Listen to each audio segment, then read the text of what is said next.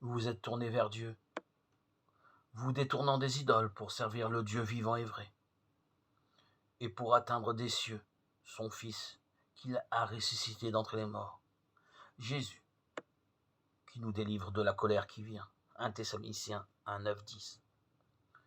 Un sculpteur réputé au Sri Lanka fut choisi pour créer une des plus grandes statues de Bouddha de toute l'Asie.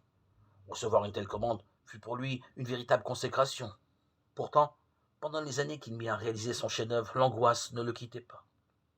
Je réalisais que cette statue à laquelle je donnais forme ne pouvait jamais satisfaire mes aspirations profondes, ni donner de réponse à mes questions. Elle resterait à jamais une idole inerte, produite par mes propres mains. Il commença alors une recherche spirituelle dans toutes les directions. Elle se révéla décourageante et stérile jusqu'au jour où un chrétien vint chez lui.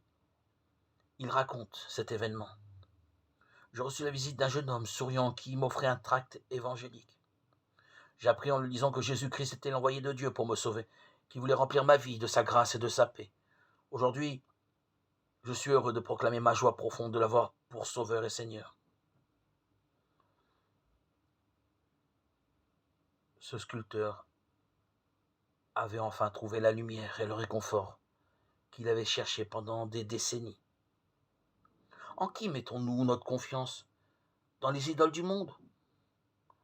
Personnalités célèbres, constructions matérielles ou intellectuelles? Que sais-je?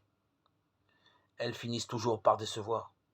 Seul le Dieu vivant peut combler les besoins de l'âme. Le sculpteur prend un chêne, il en brûle la moitié au feu. Avec la moitié, il cuit un rôti, avec le reste, il fait un Dieu, son image taillée. Il se prosterne devant elle, l'adore et lui adresse sa prière. Délivre-moi car tu es mon Dieu. Ils n'ont pas de connaissance et ne comprennent pas.